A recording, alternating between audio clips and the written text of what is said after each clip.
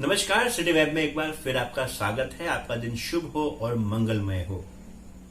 क्या अपने आप को गरीब मानते हैं आपको लगता है कि आप गरीबी का शिकार है? ऐसा लगता है कि आपको? अगर आप ऐसा भाव मन में रखते हैं तो ये वीडियो आपके लिए ही है और इस वीडियो को शेयर करना भी बिल्कुल मत भूलिएगा। इससे पहले अगर आपने हमारे चैनल को सब्सक्राइब नहीं किया है तो आप जरूर सब्सक्राइब कर लें और बेल आइकन का बटन दबाना बिल्कुल ना भूलें, जिससे कि ये वीडियो हमारी जो रोज आती है ये आपको समय से मिल सके। जी हाँ, ये जो घटना है ये भगवान बुद्ध के जीवन की है। एक बार भगवान बुद्ध जो हैं वो किसी गांव के पास थे और उस गांव के पास में जब वो थे तो गांव के सभी लोगों की आस्था उनमें बहुत ज्यादा थी और गांव के सभी लोग लगातार रोज शाम को उनके प्रवचन सुनने जाया करते थे। प्रवचन होने के बाद उनके साथ हर व्यक्ति अकेले मिलने के लिए कमरे में अपॉइंटमेंट लेके अकेले मिलके अपने सवालों के जवाब लेके आते थे। एक व्यक्ति जो कि बहुत गरीब था वो भी जाया करता था। उसका सेल्फ कॉन्फिडेंस, अपने पे जो एक कॉन्फिडेंस होता है वो बहुत कम था, तो ये व्यक्ति भी वहां पे जाया करता था, प्रवचन सुनता था।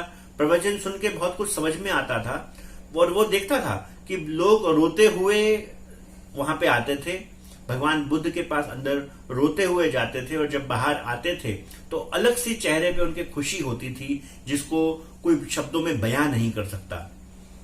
ये देखते हुए उन्होंने बड़ी मुश्किल से अपने आप को जोड़ा, अपने आप को संजोया और उन्होंने सोचा कि हम वो भी भगवान बुद्ध के पास अपना सवाल लेके जाएंगे। जब वो भगवान बुद्ध के पास पहुंचे, आज जब उन्होंने सत्संग सुना, अध्यात्म का के बारे में ज्ञान सुना, उसके बाद वो भी आज पहली बार लाइन में लग गए। जब वो लाइन में लग गए तो लाइन में लगने के बाद जब उनका नंबर आया भगवान बुद्ध के सामने तो उन्होंने भी जाके प्रणाम किया। ये व्यक्ति बड़ा गरीब था, अपने आप को गरीब मानते थे, तो उन्होंने भगवान बुद्ध से बोला कि मैं आपसे ये सवाल पूछना चाहता हूं, पूरे गांव में मैं ही एक ऐसा व्यक्ति हूं जो शायद सबसे ज्यादा गरीब है, जिसके पास एक वक्त के खाने को भी कभी होता है और कभी नहीं होता है।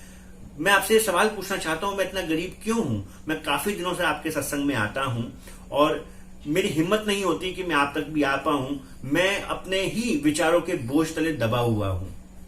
आप मुझे कोई रास्ता बताएं और मुझे कारण बताएं कि मैं क्यों इतना गरीब हूं। महात्मा बुद्ध उनके शायद मनोदशा को समझ गए और महात्मा बुद्ध ने उनको बोला कि गरीब वो होता है जो किसी को कुछ दे नहीं सकता। तो उस गरीब ने बोला, मेरे पास देने को क्या है? उस व्यक्ति ने बोला, मैं क्या दे सकता हूं किसी को, मेरे पास तो खुद कुछ नहीं है। भगवान बुद्ध ने बोला, क्योंकि तुम देना नहीं चाहते इसीलिए तुम गरीब हो। अब इस व्यक्ति को फिर से झुंझलाहट हुई और उस व्यक्ति ने फिर से जोर से चिल्लाते हुए बोला, हे बुद्ध जी, मैं आपको बार बार जोर से बोल रहा हूं कि मेरे पास देने के लिए कुछ नहीं है, मैं गरीब इंसान हूं। बड़ी तेजी से झल्ला के उसने बोला। भगवान बुद्ध ने फिर सहजता से जवाब दिया कि आप देना ही नहीं चाहते।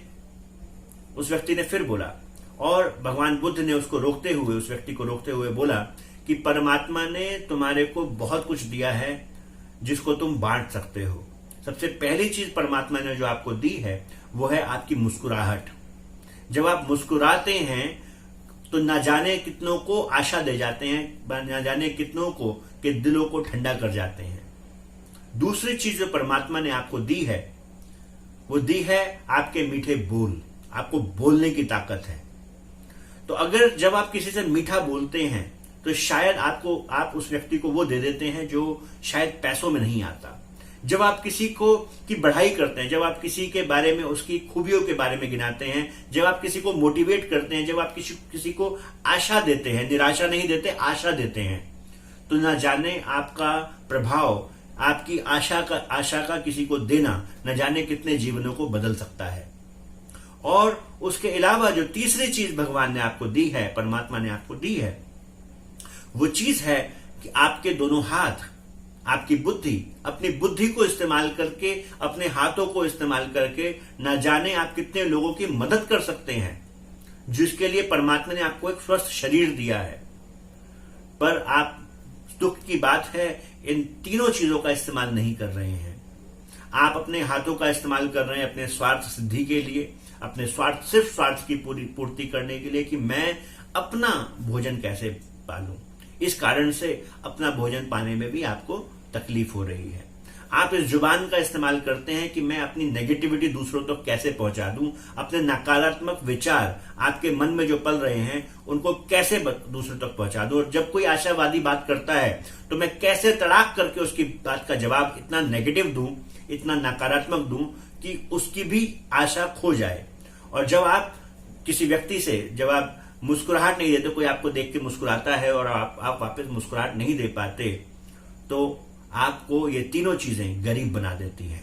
जी हां, हमें भी चाहिए भगवान बुद्ध की शिक्षा से सीख के अपने चेहरे पे हमेशा मुस्कुराहट रखें। जो भी व्यक्ति आशावादी बात करता है उसको प्रोत्साहित करें। जो व्यक्ति निराशावादी बात करता है उस व्यक्ति को भी आशा दें, होप दें। और इन हाथों का इस्तेमाल, इस बुद्धि का इस्तेमाल समाज की, लोगों की भलाई के लिए हो, ना कि उन लोगों की बुराई के लिए हो। हमें चाहिए कि हमें भी पॉजिटिविटी के साथ जिंदगी में जिएं और जो कुछ हमारे पास है उसे हम देने की कोशिश करें। आध्यात्मिक लॉज के अंदर एक बहुत अच्छी किताब है जिसका नाम है 7 स्पिरिचुअल लॉज ऑफ सक्सेस।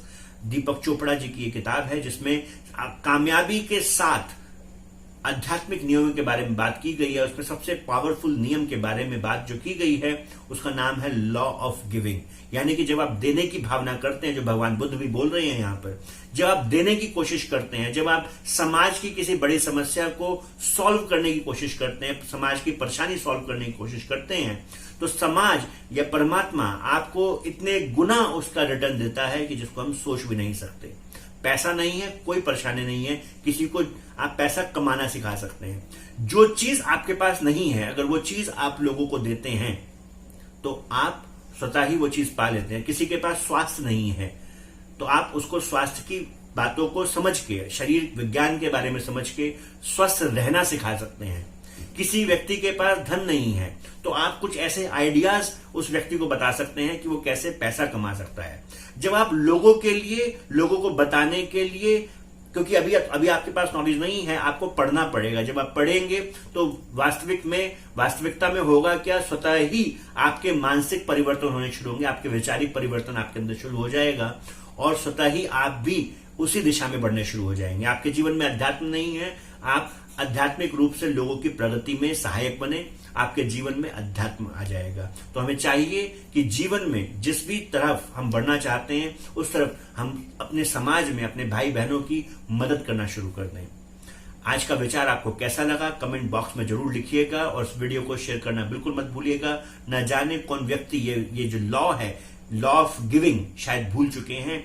न जाने कौन व्यक्ति इस वीडियो को देखे और उस व्यक्ति के जीवन में परिवर्तन आ जाए। शायद वो कोई व्यक्ति भी इस वीडियो को देखने के बाद अगर अपने जीवन में परिवर्तन लेके आ पाए तो शायद हमारा ये जो एफर्ट है, हमारा जो कार्य है, ये सिद्ध हो जाएगा। आज के लिए इतना ही। कल मिलेंगे आपसे एक बार फिर एक नए विचार को लेके। आज के लिए नमस्कार।